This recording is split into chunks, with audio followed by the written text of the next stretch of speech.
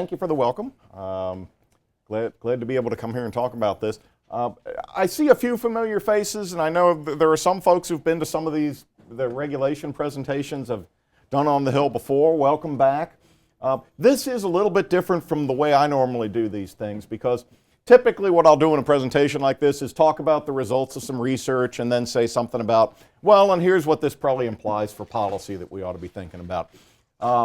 I'm going to turn that on its head today, because what I'm talking about today is really some conclusions that several of us, notably Richard Williams and I and some other scholars at Mercatus, have reached as a result of doing research, reading the literature on regulatory impact analysis and the regulatory process, and just plain experience in federal regulatory agencies, particularly Richard's experience. For those of you who don't know Richard Williams, he's our Vice President for Policy Research at the Mercatus Center. Before that, he spent 27 years at the Food and Drug Administration, finished his career as essentially the head of the, Center for Food Safety and Applied Nutrition. He was the head of the economists and other social scientists at the FDA, and has some great war stories and great insights into how the regulatory process and development of regulations works in practice. And so I'm doing the talking, but this was really a joint product.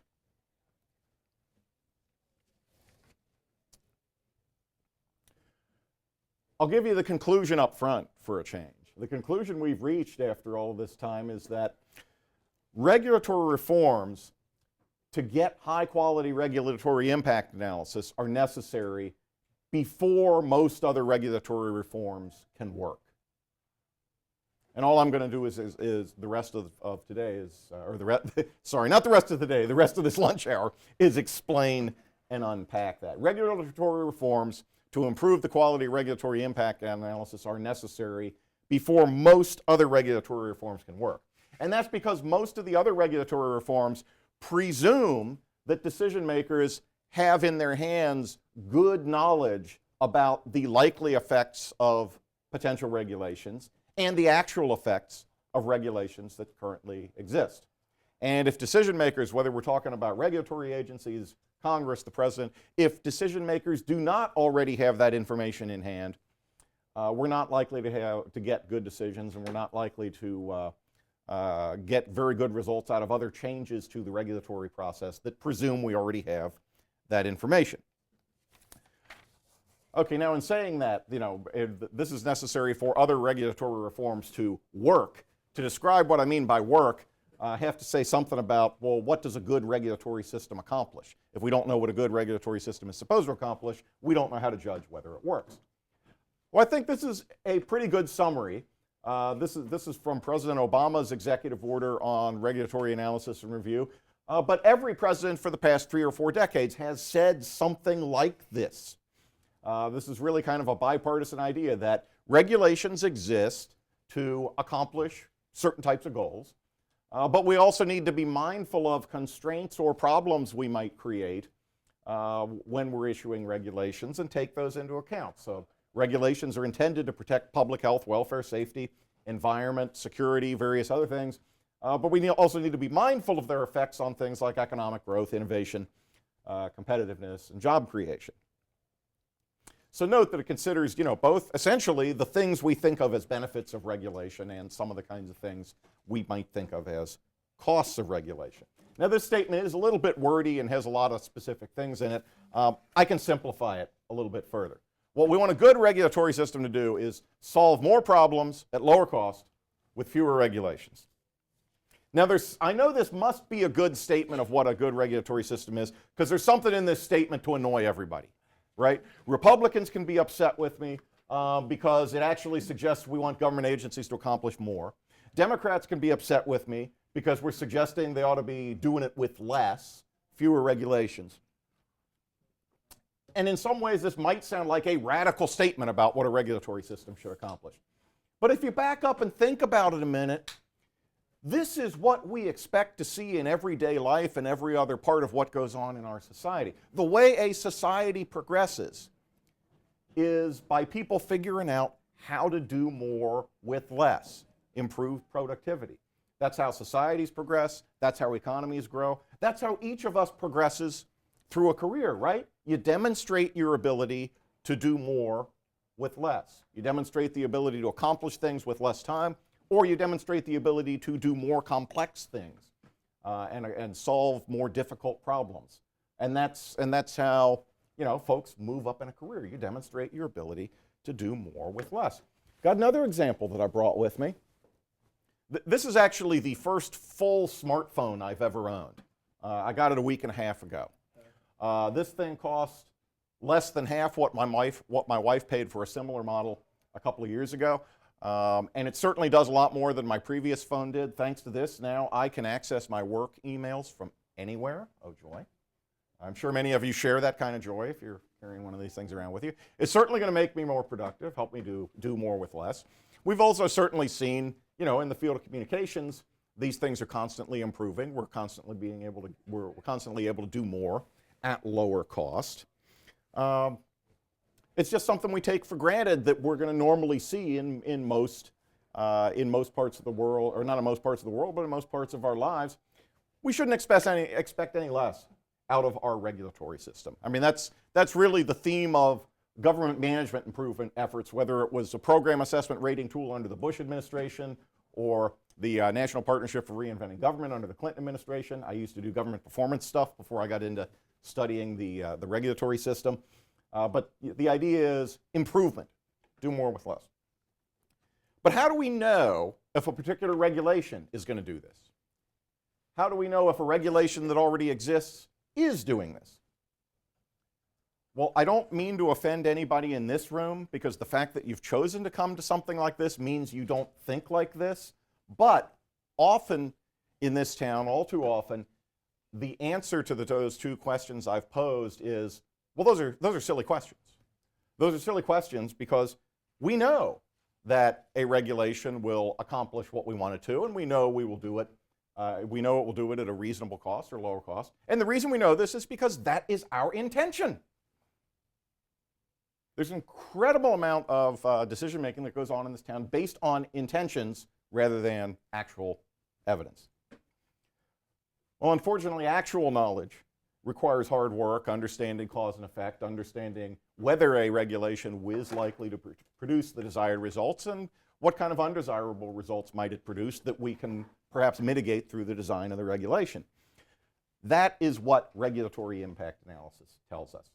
Whether a particular regulation, whether it's a proposed regulation or an existing regulation, really is solving a real problem, and at what cost. And then we make, outside the analysis, we can make a policy judgment as to whether that cost is acceptable, whether we should do more regulating or less regulating, based on what we've learned are the likely effects of the regulation or the actual effects of a regulation that's already in place. Now, presidents have recognized this. For 3 or 4 decades, you know, every president has required executive branch agencies to undertake regulatory impact analysis to try to ensure that regulations solve real problems and do so at an acceptable cost. Every president has also had some kind of an initiative on retrospective analysis to get agencies to look at existing regulations and try to figure out what are they actually accomplishing and what were the actual costs. It's interesting, if you go back and read President Carter's executive order on regulatory analysis, most people don't know this. President Carter's executive order actually said that an agency cannot issue a major rule unless the head of the agency certifies that the agency has developed a plan to evaluate the actual results of the rule after it's implemented. Now, I don't know how well that was enforced. What I do know is it's a very interesting idea that was in President Carter's executive order that disappeared from all the subsequent ones. But yeah, don't issue a regulation unless you know how you're going to evaluate the results. You know what counts as success, and you know how you're going to figure out whether it was successful or not. And I realized later, yeah, we missed a few presidents, dropped them in the bushes. But actually, there's a reason we have these 4 up here. President George Herbert Walker Bush basically operated under regulatory review under President Reagan's Executive Order 122291. He didn't write a separate executive order revising it. And then most recently in the last Bush administration, basically operated under President Clinton's Executive Order 12866. There were a few little marginal changes, but no really significant changes to it. So these are the presidents who really did kind of wrote their own executive orders. And President Obama also basically reaffirmed Executive Order 12866, but then did some additional things, asking agencies to go back and do retrospective review. So presidents have always tried to get executive branch agencies to do good regulatory analysis to figure out whether regulations are going to produce results that solve real problems at an acceptable cost. Often they have had problems doing that, and I'll give you a little information on that in a minute. But let me unpack a little bit first what this concept of regulatory impact analysis is, what's supposed to be in it. Basically, good regulatory analysis does four things. It helps the agency, first of all, understand the problem that it's trying to solve. I mean, it's pretty hard to accomplish anything if you don't know what you're trying to do. I mean, I guess that's a platitude, but it's a platitude that's sometimes underappreciated. But yeah, first of all, you have to understand the nature of the problem you're trying to solve. You have to understand if there's a problem. You also have to understand the root cause of the problem in order to develop an effective solution. Then you need to look at alternative ways of solving the problem. Then you need to look at the likely consequences of the alternatives, both the good things, the benefits, and the not so good things, the costs. What do we have to give up in order to achieve the benefits? And a good analysis also of regulation also defines the outcome that you're trying to achieve, and you figure out a way of assessing and measuring the outcome after the fact so that you know whether or not, so that eventually you know whether or not you actually achieved what you were intending to achieve. That's the intention anyway. That's what presidents have hoped to accomplish through their executive orders. A lot of times, though, they haven't accomplished it very well. During the last year of his presidency, Jimmy Carter commented that he knew from the beginning that dealing with the federal bureaucracy would be one of the worst problems he'd have to face, but he said the reality was even worse than I anticipated. This is we kind of assume, I mean, particularly maybe on this side of Pennsylvania Avenue, we kind of figure, well, the executive branch is this monolith and the president runs it. But you read the political science literature, it turns out presidents actually have a really hard time running the sprawling executive branch of the government. So presidents have called for better analysis, but often they don't get it. In reality, we often find that the analysis that accompanies proposed regulations, either there isn't much analysis or it's not very good. If there is analysis, a lot of times agencies don't use it, and it's very rare for agencies to go back and check to see what their existing regulations actually accomplished. This is a conclusion that comes out of a long line of research by independent scholars who assess the quality of agency analysis and also look and study individual regulations to see how agencies use the analysis to make decisions. There are tons of case studies on this. There's more systematic research where people have tried to kind of evaluate the quality of analysis on a common scale. The most recent attempt at that is our own regulatory report card at the Mercatus Center. I'll show you some results from that in a minute. There's also an independent scholarly literature that evaluates the quality of agencies' retrospective review of regulations, which finds that in general agencies don't do much retrospective review that tells us anything about the outcome of the regulations. Dr. Randy Lutter, who formerly was at the Office of Information and Regulatory Affairs, also worked at the FDA, did a study for the Mercatus Center a couple of years ago, just trying to identify agency retrospective review efforts, and found that he found one federal agency that tries to have kind of a systematic attempt to go back and review the results of its regulations. That's the National Highway Traffic Safety Administration, and found that pretty much no other agency really does a great job of going back and looking at the results of their regulations to find out what actual outcomes were produced. These are the results. This is some of the major results from the Mercatus Center's regulatory report card. We have a group of economists around the country who read agency regulatory impact analysis and assess it on various criteria. It's kind of like a giant exercise in grading papers. But the criteria that we use all come from Executive Order 12866, which lays out what agencies are supposed to do, and OMB guidance to agencies. So really we're evaluating how well do agencies do the kind of analysis that presidents have been telling them they ought to do. And if we look at the scores for the major elements of regulatory analysis, how well do agencies analyze the problem they're trying to solve, develop alternatives, and look at benefits and costs of alternatives.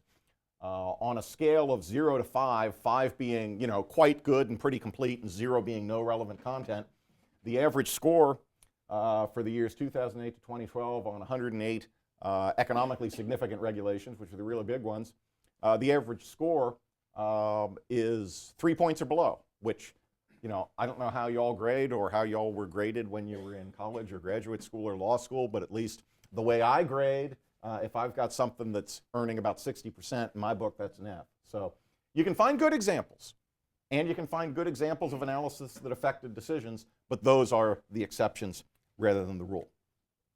Why does this happen? Why does this happen? A big part of the problem is that we have a pretty weak enforcement mechanism.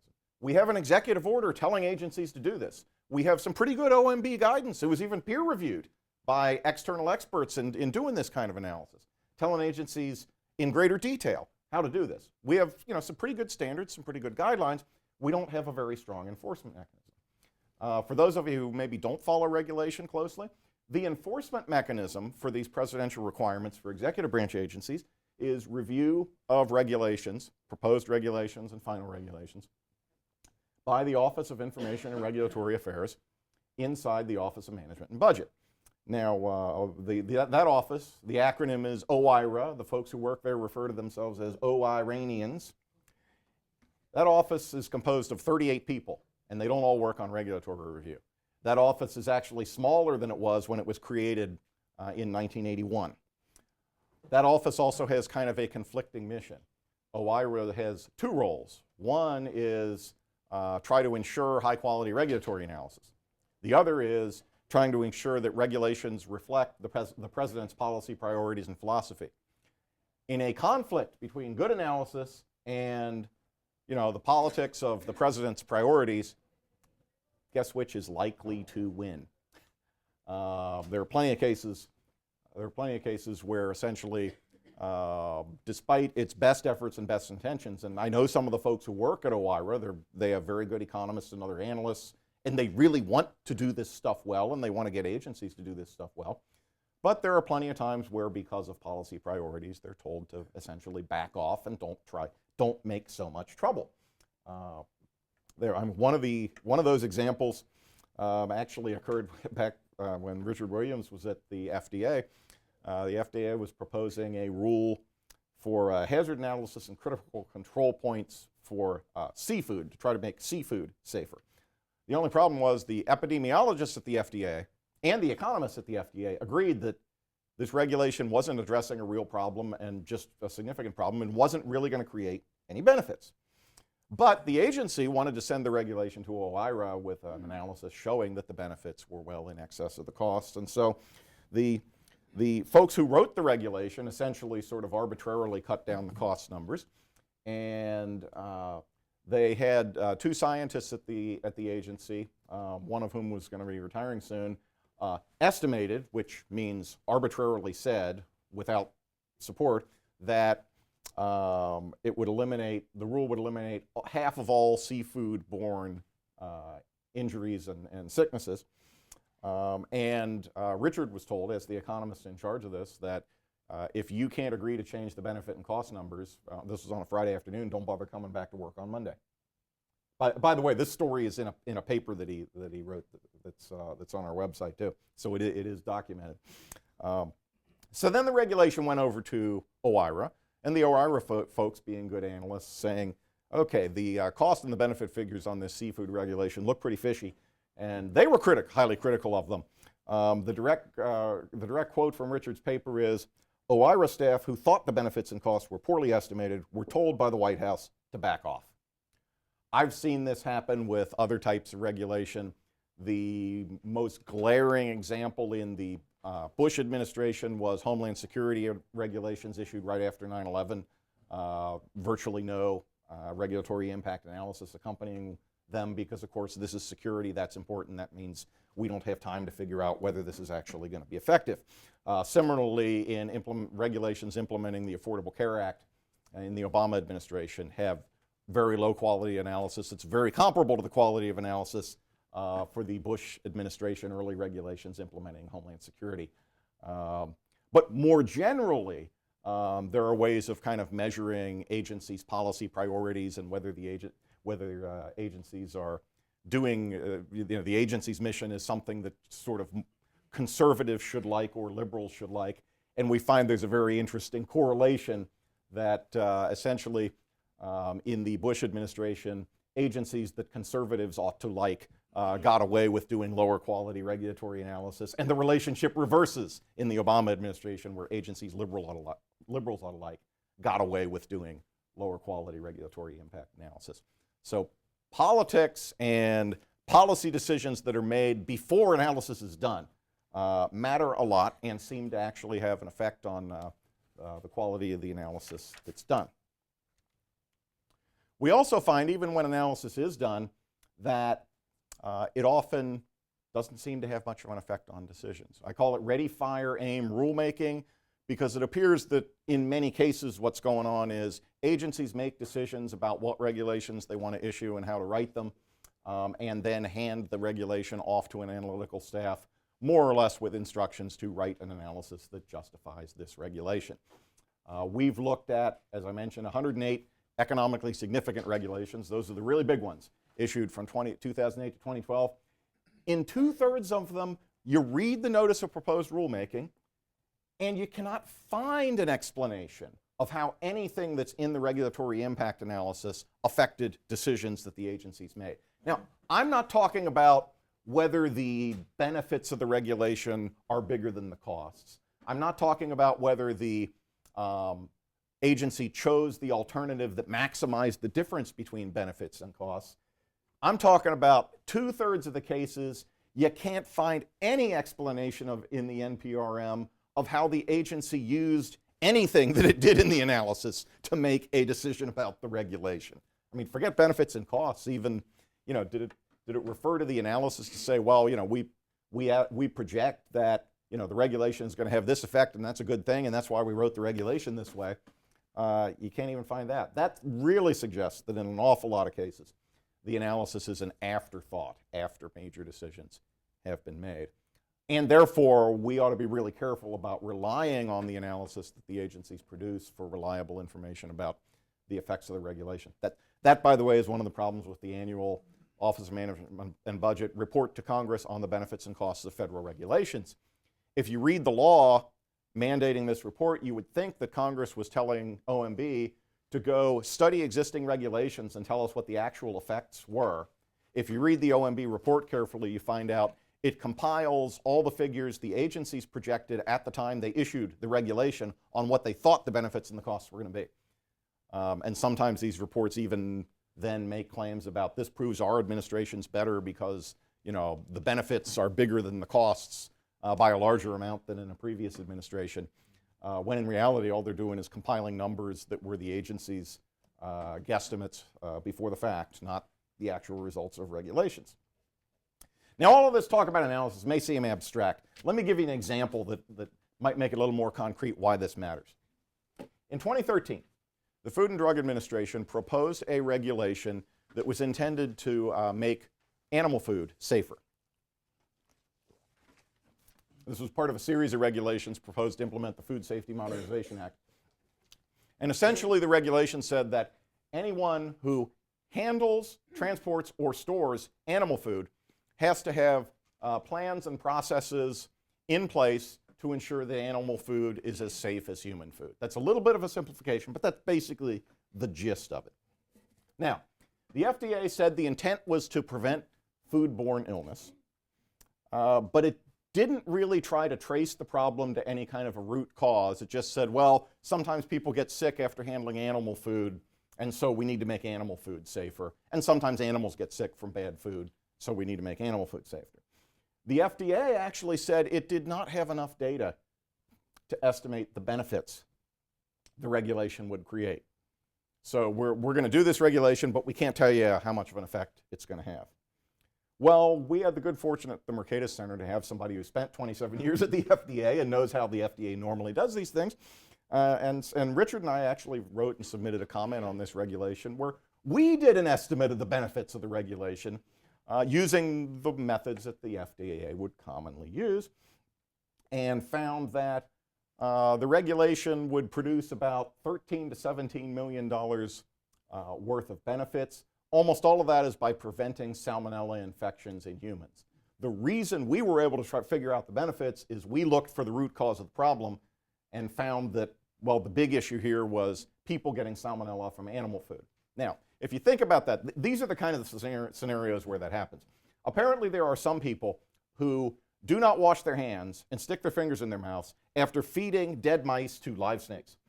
Apparently, there are some people who handle dog food and don't wash their hands before they touch their mouths or their eyes with their fingers. I mean, it's a small number of cases, but that's the kind of thing we're talking about trying to prevent, and that accounts for most of the benefits that this regulation might produce.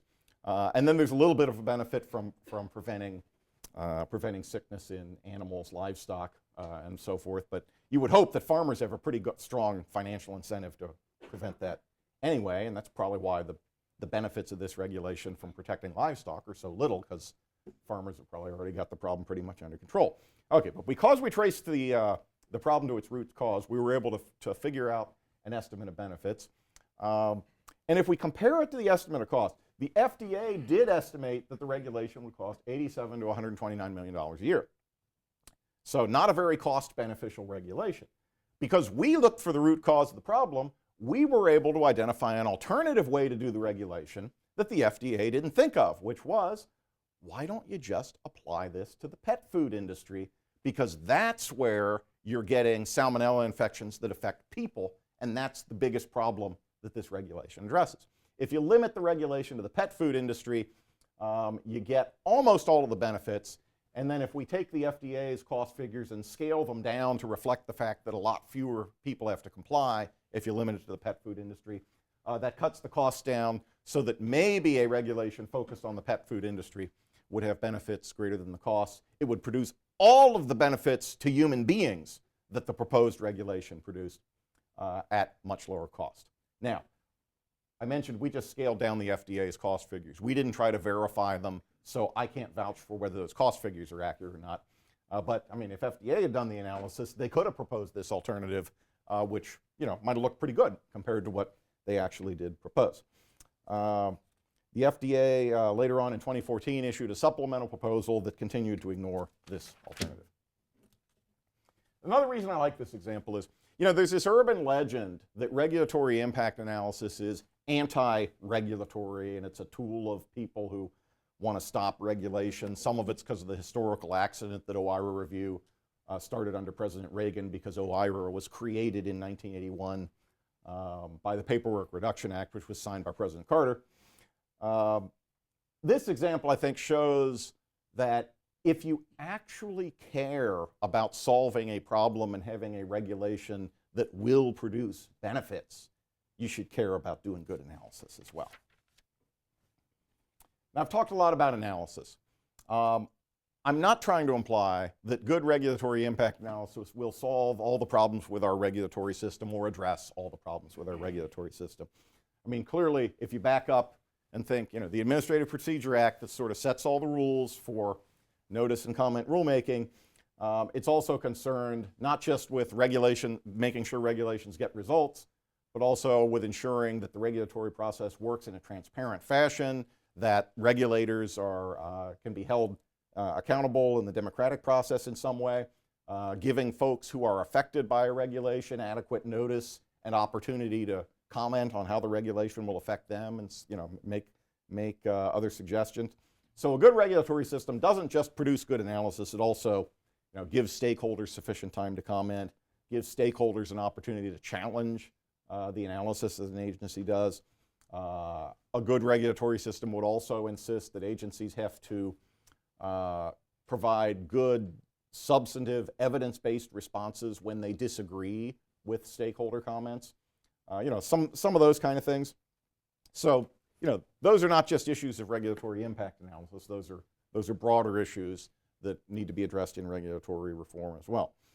But given all of this, what types of reform might help solve some of the problems that I identified? Well, here's at least a partial list of things that could be helpful. And we have that piece of rope there because they probably all work together, work much more effectively together than just doing one or two of these things. One is, if we want to get good regulatory impact analysis, we have to make clear that it's not just a good idea, it's the law. Executive orders, in theory, have the force of law on federal agencies, but if a president chooses not to enforce an executive order on agencies, then the executive order doesn't really have an effect. And that's the problem we have with administrations reviewing their own regulations and their own analysis. Happens in all kinds of administrations. So it's a universal problem, not limited to one political party or one person. So requirements for regulatory impact analysis and maybe some minimal standards need to actually be written into law so it's taken seriously. They ought to be enforceable through judicial review. That does not mean that judges need to make decisions about whether the regulation is a good idea. That certainly doesn't mean judges ought to be free to impose their own policy preferences on the regulatory agencies. But there ought to be some way that courts can take a look at a regulation and the accompanying analysis and simply assess, has the agency done the analysis that it's supposed to do? Are there significant gaps? Did the agency ignore or brush off any evidence that there may be significant gaps or problems? And did the agency adequately explain how the analysis it did informed its decisions? And if it made decisions for reasons other than what the analysis showed, did it explain why? So this is not getting courts in the business of rewriting regulations, but simply getting courts in the business of procedurally checking, did the agency do the things that it was supposed to do, and did the agency adequately explain what it was doing? If we have advance notices of proposed rulemaking that lay out the agency's analysis before it writes the regulation, that helps ensure that agencies actually do the analysis and thought before they make regulatory decisions. Doesn't guarantee it, but at least raises the odds. If we have some formal rulemakings for really big regulations, that gives stakeholders an opportunity to question the evidence that the agency is using, bring in their own evidence, and get some of those issues resolved up front rather than coming around and suing afterward. And finally, we need something that would require reporting of the actual outcomes that regulations produce after they are implemented. We actually sort of have something like that in existing law. In the GIPRA Modernization Act, there's a requirement that agencies have to identify the programs, tax expenditures, and regulations that contribute to their most important high priority goals and assess how well that's going. So, an administration could try to get mandatory reporting of regulatory outcomes using the GIPRA Modernization Act. I don't know that that's happened, and it's kind of buried in that law and requires some interpretation, so probably needs to be more explicit. Now, if we do all these things and get high quality analysis, that sets the table for making other possible regulatory reforms a lot more effective. I mean, in the first place, you get agencies who can now make decisions based on genuine knowledge of what the regulation is likely to accomplish and what the other consequences are likely to be. If you want to have a greater congressional role in the regulatory process, you now have a better public record that members of Congress and congressional staff can use to figure out what the likely effects of regulation are going to be. That can inform oversight hearings over federal regulatory agencies. That can inform oversight on particular regulations. That can inform congressional deliberations if Congress is considering a resolution to disapprove under a regulation under the Congressional Review Act. That could also inform congressional deliberations if something like the REINS Act were ever to become law.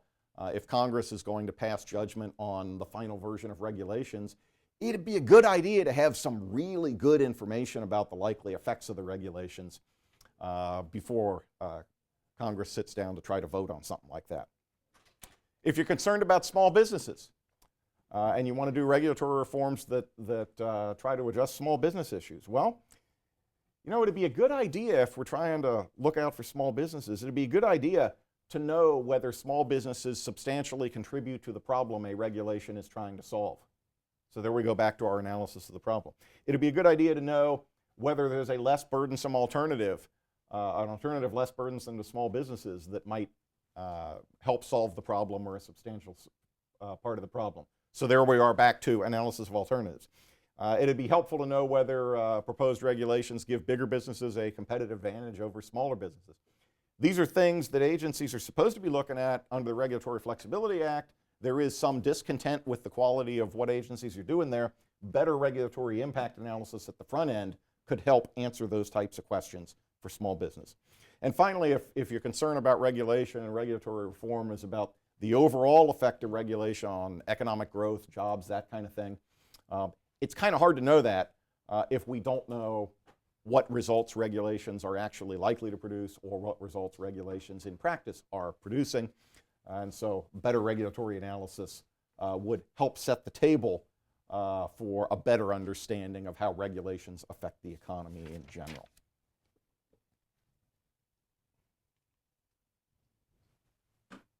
Checks and. That's interesting. Okay, well, what this slide is supposed to have is a neat little picture of blind justice and a picture of the Capitol, suggesting that, you know, if we do some regulatory reforms that improve the quality of analysis, we have, you know, some type of judicial review to help enforce and improve the quality of analysis. We then have a better system of checks and balances in the regulatory system because Congress has better information on which to act. Stakeholders actually have something that they can look at and try to figure out, okay, these are the likely effects of the regulation. Does this make sense? Does this not make sense? Do I have better information I could give the agency that would help the agency figure this stuff out? And will the agency be motivated to pay attention because it knows a regulation might be invalidated if in fact it has not done its homework? If we do those things, we're much likely to get regulations that, a regulatory system that solves more problems at lower cost with fewer regulations. And with that, I'm going to, was that the 5-minute signal? Oh, good, okay. I have never done that before. All right, so I'll shut up and we can deal with some questions. Everything I've said is supported by some research, even if I didn't spout off a lot of the research. So if there's anything I said where you're like, wait a minute, that doesn't make sense, or what the heck is the evidence that that's actually true, by all means, raise the questions, be happy to talk about it.